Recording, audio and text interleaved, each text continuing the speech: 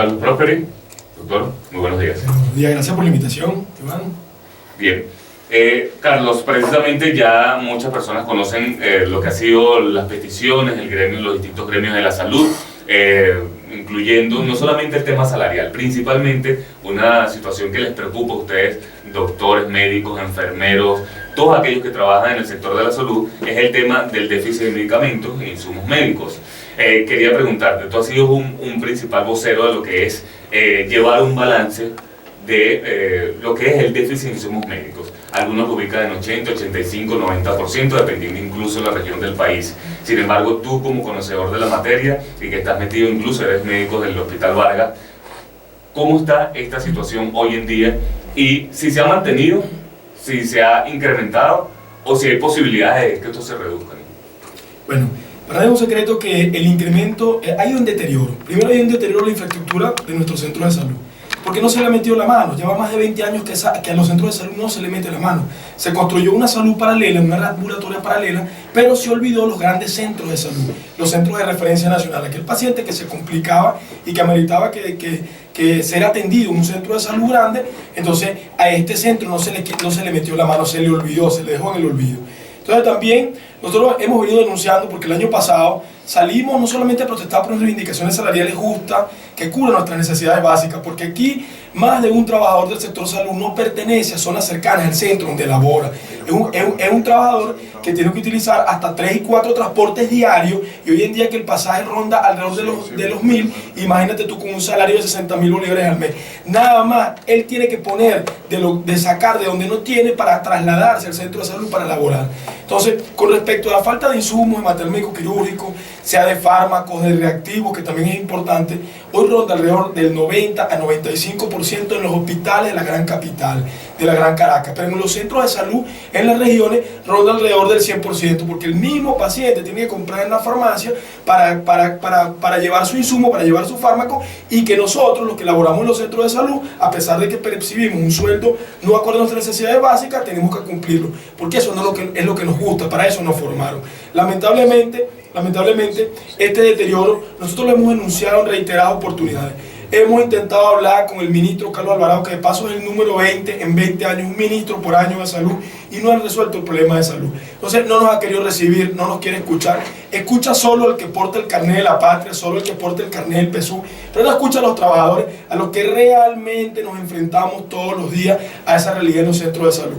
A eso que nosotros, cuando volteamos hacia un lado, porque para nadie es un secreto, que nosotros aplicamos el conocimiento, hacemos un buen examen físico, tenemos un estetoscopio para hacer este buen examen físico, vamos de la mano con los demás trabajadores, porque nosotros somos como que la herramienta fundamental, pero también están las bases, que es el obrero, que es el personal obrero que labora todos los días, que se encarga de que esos espacios sean acordes y adecuados, que estén limpios, sean acordes y adecuados para que se le brinde una atención de calidad. Pero también están las enfermeras y los enfermeros, que son quienes nos acompañan a nosotros a cumplir este tratamiento, pero cuando volteamos hacia un lado nos encontramos con otra realidad. ¿Cuál es esa realidad? Que no tenemos el recurso, que no tenemos el material, y no humano, porque el material humano lo ponemos nosotros, que no tenemos ese recurso, no tenemos esa gasita, no tenemos ese macrobotero, no tenemos esa solución para cumplir, no tenemos ese antibiótico para sanar y aliviar el sufrimiento de nuestro pueblo enfermo que acude a los centros de salud. Carlos, esta situación ha llevado incluso a que, por ejemplo, la Comisión Interamericana de Derechos Humanos emitiera estas órdenes de protección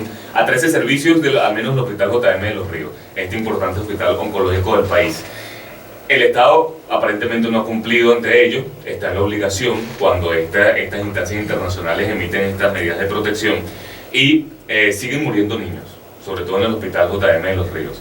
Hay cifras que no se conocen, son cifras extraoficiales, son cifras negras que no salen a la luz pública, pero no solamente el JM de Los Ríos es víctima de ello, en el interior del país suponemos y estamos, bueno, de alguna forma seguros de que es mucho más grave la situación. Tú también has hecho algún recorrido por los centros de salud en el interior del país, los conoces. ¿Cuál es la diferencia a Caracas? La diferencia a Caracas es que todo se centraliza.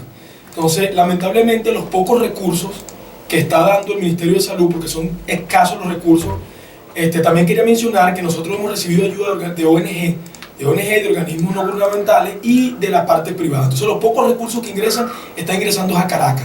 Las regiones han sido olvidadas.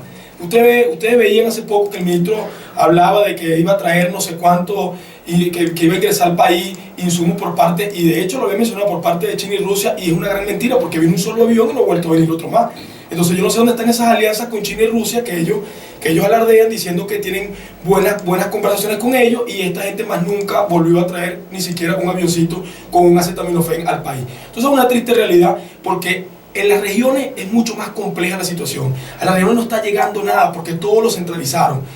Aquí se manejaba directamente, existían unas corporaciones como Corposalud en Aragua, que estaba descentralizada y era manejada directamente por la gobernación del estado y por entes no adscritos al estado como ONG que ayudaban a Corposalud. Hoy en día eso no existe porque el ministro dijo que él iba a manejar todo directamente desde Caracas. Bueno, eso complicó mucho más la situación de salud en la región. La región está mucho más complicada. Entonces ese paciente de la región está acudiendo a Caracas, se encuentra que en Caracas estamos también complicados, no tanto como en las regiones. Sin embargo, por esa ayuda que estamos recibiendo por parte de organismos privados y de ONG, entonces no está tan complicada como en las regiones. Sin embargo, lo que hacen es colapsar a los centros de salud de la capital. Entonces el paciente que vive en las zonas aledañas al centro de salud, porque para eso se construyeron los centros de salud, para que tú atiendas a una población de las zonas aledañas y no tengas que hacerle el traslado mucho más difícil. Un paciente que se complique en el hogar, ya sea con un accidente cerebrovascular, que tenga una hipertensión de base, una enfermedad crónica como la hipertensión arterial de base, o que se complique con un infarto agudo del miocardio, un paciente que se complique, que sea diabético, se complique con un estado hiperosmolar, una cetoacidosis diabética, que es el estado mucho más complejo de la hiperglicemia.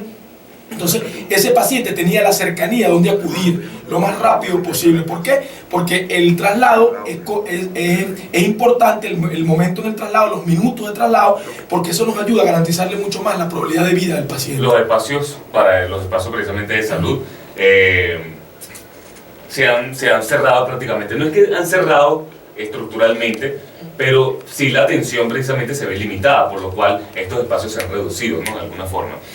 Vamos a estar conversando sobre esta pregunta que te estoy haciendo y otros temas, por supuesto, de interés nacional, en el gremio, por supuesto, todo lo que es el sector de la salud, en pocos minutos cuando volvamos de nuestra pausa comercial, recordándoles que pueden contactarse con nosotros, mensajería de texto ya comienzan a llegar, 0414-543-5382. Ya volvemos con más de Punto de Corte Radio. 9:32 de la mañana, volvemos con más de Punto de Corte Radio. Ya comienzan a llegar los mensajes a través del número de teléfono que les indicamos. Repetimos, 0414-543-5382. 0414-543-5382. Voy a leer algunos de ellos. Buenos días, Joan. Diosdado habrá hecho alguna vez una rueda de prensa para dar detalles de algún artículo de la nueva Constitución. El señor Juan desde el Estado Vargas. Bueno, hasta el momento desconocemos realmente el proyecto o el borrador de la nueva Constitución luego de 2 años de este organismo. Buenos días también. ¿Pretende el régimen poner a jugar al béisbol a los milicianos? Bueno, esa es una gran pregunta también. Por supuesto, no se identifica a la persona, sin embargo, se refiere a lo que fueron las declaraciones entre Diosdado Cabello en cuanto que debe jugar el béisbol sí o sí Venezuela.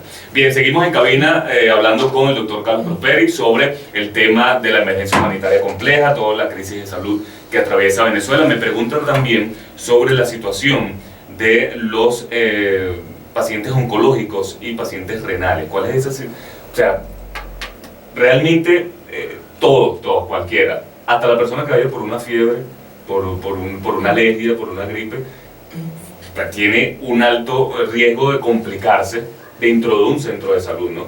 Pero estos pacientes realmente se la están viendo difíciles, ¿no? Los pacientes renales y oncológicos. Si puedes explicarnos un poco cuál es esa situación que están viviendo ellos, ¿no? Bueno, es una triste realidad porque recuerda que el paciente que se dializa, el paciente que amerita que se dialice, no lo hace una vez al mes, sino 2 o 3 veces por semana. Nosotros sabemos, y lo denunciamos también hace un par de días, de que las máquinas de hemodiálisis existente en el país solo funciona el 25%. O sea, aquí habían máquinas operativas en toda Venezuela. Entonces, en las regiones es mucho más complejo y difícil, porque acuérdate que estas máquinas necesitan agua purificada, agua potable, y el problema más grave es el agua, las transfusiones de sangre que ameritan en su momento oportuno el paciente que se dializa.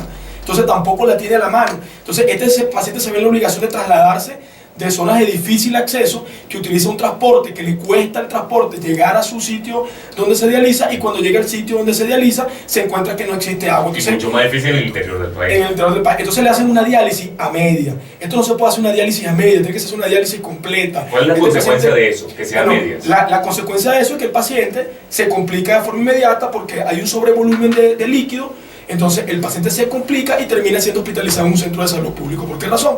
Porque tú no estás completamente sacando lo que tiene que, como en el lenguaje coloquial, tú purificas, lo que estás haciendo es purificando esta sangre por los altos niveles de urea y creatinina.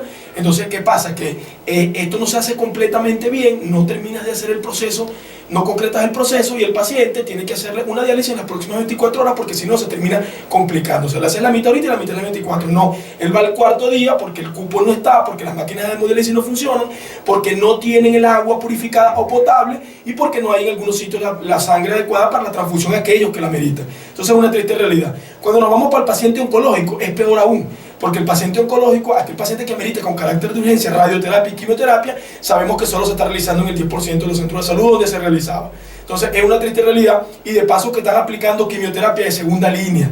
Entonces, mire, hay que estar claro en esto: la quimioterapia de segunda línea es mucho más agresiva. En los países ya tercermundistas no se utiliza quimioterapia de primera línea.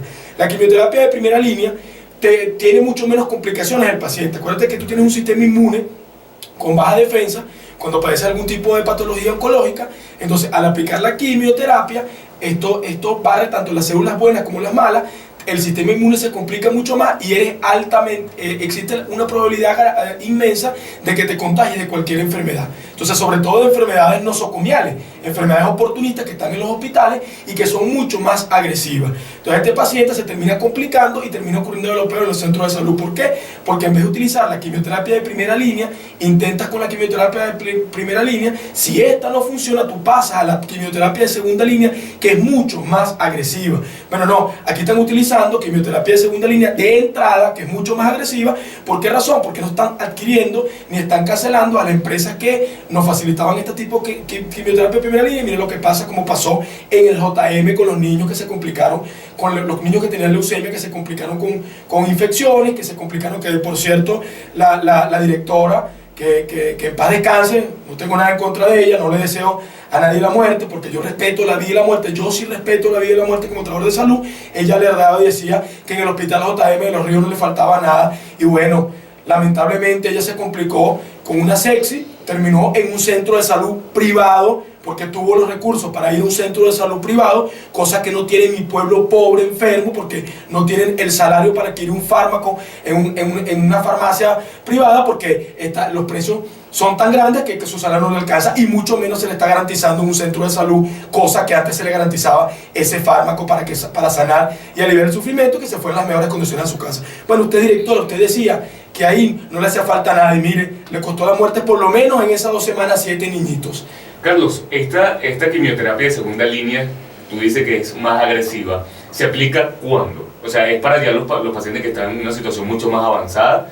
¿Y por qué realmente se está aplicando desde ya a los pacientes de entrada? ¿Es por falta de inversión? ¿Es por falta de los insumos necesarios? Específicamente, ¿por qué se está primero hay que aclarar que depende de la tumoración, depende del tumor que padezca el paciente, y depende hasta dónde haya alcanzado ese tumor. Si el tumor tiene metástasis, o sea, se murió en otro sitio, zona distante del tumor primario, de donde se originó. Entonces, también depende de eso, porque no todos los pacientes reciben quimio y radio. Entonces, eso depende de la patología. Pero ciertamente, aquellos que ameritan quimioterapia, primero se aplica la quimioterapia de primera línea. La de primera línea es mucho menos agresiva. Entonces, si esta quimio no funciona, tú te vas a la de segunda línea. Pero entonces, ¿qué pasa? Que es que el Estado, el señor Nicolás Maduro, el ministro de Salud, no les ha importado este tipo de pacientes oncológicos, no les importan los pacientes renales que ni siquiera el agua potable le están llevando a los centros donde se dializa. Entonces tampoco les importa el paciente oncológico. Entonces ellos aplican la quimioterapia de segunda línea, porque eso es lo que se aplica en los países como Cuba, ¿me entiendes? Entonces ellos de una vez aplican la quimioterapia de segunda línea sin importarle que el beneficio está en la de primera línea, que es mucho menos agresiva, que el paciente tiene la probabilidad de no complicarse con una enfermedad oportunista, entonces se va porque no les importa a la gente. Esa es la realidad del país. O sea, no les duele porque no conviven. Desde hace bastante rato el señor Carlos Alvarado, ministro de Salud, ¿desde cuándo no hace no plasma su firma en un récipe para curar o sanar a algún paciente? ¿Desde cuándo no visita un hospital? Hace bastante rato que ni siquiera para los hospitales no va. Se encierra en el Ministerio de Salud y en los CDI y no va a los centros de salud públicos nacionales. Claro, ya que mencionas el Ministerio de Salud, ellos en conjunto con la Cruz Roja Venezolana han distribuido, según lo que han informado, la ayuda humanitaria que ha llegado proveniente de Italia y de otros países en el mundo, en 16, 17 estados, más de 38 centros de salud. Tú eres médico del Hospital Vargas. ¿Has visto en el Hospital Vargas esta ayuda humanitaria? Bueno, en el Hospital Vargas no ha llegado la ayuda humanitaria por parte ni de la Cruz Roja ni por parte del Ministerio de Salud. Nosotros en reuniones con el director médico de la Cruz Roja, él nos comentó que esto había sido distribuido en 16 estados y en Caracas, en el principal que ellos tienen aquí, el Hospital de la Cruz Roja. Sin embargo, él también nos comentó que el Estado, el Ministerio de Salud le había exigido que ese 50%, esa ayuda que entró de paso, que hay que aclarar, por parte del gobierno de Italia, en conjunto con la Cruz Roja Venezolana, que ese 50% iba a ser distribuido por ellos, por el Ministerio de Salud. Entonces tampoco he visto que el Ministerio de Salud haya llevado este tipo de ayuda al Hospital Vargas, y desconocemos los hospitales en Caracas, a excepción de la Cruz Roja, que el mismo director médico de la Cruz Roja nos dijo que en este hospital se iban a dejar ayuda, que solamente las personas se acercaran con su copia de cédula y su informe médico y se le iba a otorgar algún tipo de fármaco, ya sea antibiótico, ya sea levotiroxina para la patología de tiroides como lo es el hipotiroidismo, ya sea algún tipo de antihipertensivo y algún tipo de hipoglicemiantes orales. Que eso fue lo que nos comentaron ellos a nosotros. Con su copia de cédula, su informe médico, usted se acercaba y ellos estaban haciendo también operativos médicos donde se iba a distribuir, pero no por parte del ministerio, era directamente por el Cruz Roja. El 50% que está manejando el ministerio, nosotros lo desconocemos, porque ellos no le han hablado con claridad al pueblo, nosotros no sabemos para dónde va eso. La última ayuda que entró por sus grandes amigos, como lo son los chinos o los rusos, que bastante nos quieren a Venezuela, que solo trajeron un solo avioncito y no han traído más. Entonces ese es el cariño que nos tienen y esas son las grandes alianzas que tienen con el Estado, con el señor Nicolás Maduro y con el Ministerio de Salud, que de paso no ha vuelto otro avión a Venezuela. Entonces esa ayuda, nosotros veíamos que eran aguas para potabilizar el agua, o sea, pastillas, perdón, para potabilizar el agua, y que esas pastillas de paso, con un descaro inmenso, lo veíamos como las vendían en Cate, en zonas aledañas. Entonces, y parte de esa ayuda que ingresó, eso nunca llegó al Hospital Vargas, no sé por qué. Desde hace un año, y te lo puede decir el mismo director del Hospital Vargas, no recibimos recursos de ningún tipo en el Hospital Vargas, solo entra de vez en cuando una que otra jeringa, uno que otro macrogotero, uno que otro antibiótico, uno que otro reactivo, que hace 6 meses no recibimos ningún tipo de reactivo en el Hospital Vargas. Y también que nosotros tenemos que decir con mucha base que Médicos Sin Fronteras sí nos ha brindado el apoyo a nosotros en el Hospital Vargas, y a ellos sí le tenemos que agradecer inmensamente, porque hace poquito se dañaron los aires acondicionados de todo el área de quirófano del Hospital Vargas de Caracas, y tuvimos 2 meses sin aire acondicionado, que de paso se le pasó en reiteradas oportunidades cartas al señor Carlos Alvarado, ministro de Salud, y no quería aceptar la ayuda por parte de Médicos Sin Fronteras. Bueno, nosotros en el hospital, la comunidad, San José, Cotiza, las zonas aledañas, asumimos el compromiso y lo aceptamos. Y si usted no lo iba a aceptar, entonces usted no tenía derecho a pisar en ningún momento el Hospital Vargas, porque el pueblo está cansado de las mentiras, está cansado de que ustedes abusen por parte del engaño. Estamos hablando aquí en cabina, en la sección Hablemos con el doctor Carlos Prosperi, médico del Hospital Vargas, quien plantea entonces la realidad de los centros de salud en nuestro país. 9:43 de la mañana, ya volvemos con más de Punto de Corte Radio. Puedes mantenerte al día con todo lo que es noticia en nuestros puntos de información. En Instagram estamos con @puntodecorte. Estamos en vivo todavía también a través del canal de YouTube, conversando precisamente con el doctor Carlos Prosperi. Estas declaraciones, por supuesto, las van a tener reseñadas en nuestro portal web www.puntodecorte.com. Allí van a poder encontrar estas y otras informaciones, sobre todo lo que es aquellos pronunciamientos del sector de la salud. Y quería precisamente, mientras que estamos en pausa comercial, seguimos en vivo en el canal de YouTube, se han tomado medidas, como por ejemplo la mencionada ayer por SECODAP sobre la Comisión Interamericana de los Derechos Humanos, quien protege o emite esta orden de protección que el Estado debe hacerse cargo y debe garantizar esta protección a todos aquellos niños oncológicos y de otros servicios que están en el Hospital JM de Los Ríos. Esto no se ha cumplido de alguna forma, porque en estos últimos meses, desde el año pasado, creo que se dictó la primera orden de protección, han seguido falleciendo los niños en el Hospital JM de Los Ríos.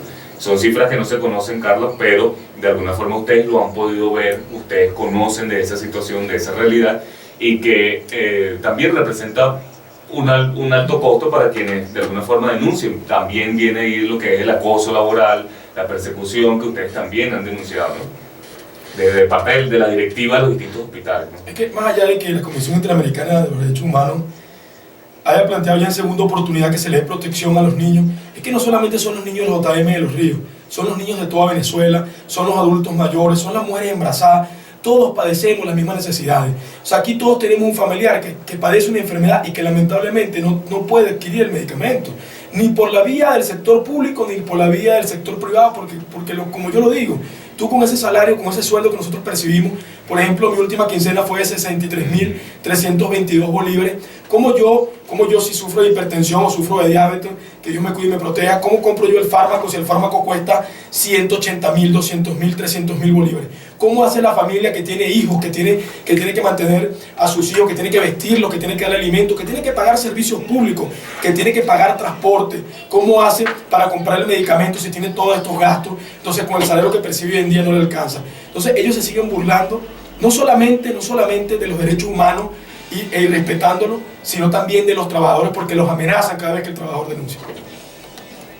Bien, 9:46 minutos de la mañana, volvemos con más de Punto de Corte Radio. Si tienen alguna pregunta, comentario, denuncia que hacer a nuestro invitado, por supuesto el día de hoy, doctor Carlos Prosperi, 0414-543-5382, la mensajería de texto. Carlos, finalmente, para concluir, también el tema, por supuesto, muchos gremios aseguran que esta situación de esta emergencia humanitaria compleja se resuelve con voluntad política. ¿Crees de alguna forma por los distintos, y mencionaste que han sido prácticamente 20 ministros de salud en los últimos 20 años, prácticamente uno por año? ¿Ha habido voluntad política por parte de algunos de ellos, al menos de esa instancia que le compete el tema de la salud en Venezuela? Bueno, hasta donde yo conozco, y desde que comencé a ejercer la medicina, que ya existía este gobierno, este estado, el que existe hoy en día, desde que yo conozco, ninguno ha tenido la voluntad de sacar adelante el sector salud. Porque esto es un efecto que viene de años. O sea, si tú, desde que comenzó el gobierno del señor Chávez, tú tenías la voluntad de meterle la mano a los centros de salud públicos, sobre todo a los grandes centros de salud públicos, y no construir una red ambulatoria paralela, que de paso fue un fracaso total, porque ahí estamos viviendo las consecuencias de que fue un fracaso. Entonces, en vez de meterle la mano a esa red ambulatoria que ya existía en el país, donde nosotros como médicos recién graduados tenemos que cumplir con el artículo 8 de la ley del ejercicio de la medicina, que es que nos vamos a los ambulatorios, a las zonas de difícil acceso, y brindamos un año, garantizamos durante un año la salud a esa comunidad, levantamos informes de las enfermedades, sobre todo esas enfermedades epidemiológicas existentes en la comunidad, de esas enfermedades más relevantes, y eso se elevaba a través de unas estadísticas hacia el Ministerio de Salud, y eso se trataba de compensar, eso se devolvía y se trataba de compensar con el fármaco que meritaban, con la educación en salud, que es fundamental, porque tú tienes que construir educación en salud, tienes que educar al paciente con la patología que tiene, que primero que la acepte, y segundo de cómo convivir con esta patología. Entonces eso se acabó, esa cadena se rompió. Entonces creas una red ambulatoria paralela como es Barrio Adentro. Este Barrio Adentro colapsó. Entonces estas personas que se complicaban en los sectores elevaban a los centros de salud públicos nacionales, y esto llevó al colapso total del centro de salud nacional, los centros de salud de referencia nacional. Entonces es una triste realidad. ¿Por qué? Porque ninguno ha tenido voluntad política, no ha tenido ese deseo y esas ganas de que el paciente se sienta agradado, de que se sienta bien, de que se devuelva feliz a la casa. Y para nadie es un secreto que quien también dirigía los destinos del Seguro Social, como es el caso del señor Rotondaro, en un principio intentó hacer las cosas, y bueno, llegó uno que otro fármaco, pero después el compañero, él no es médico, él no está preparado en salud pública.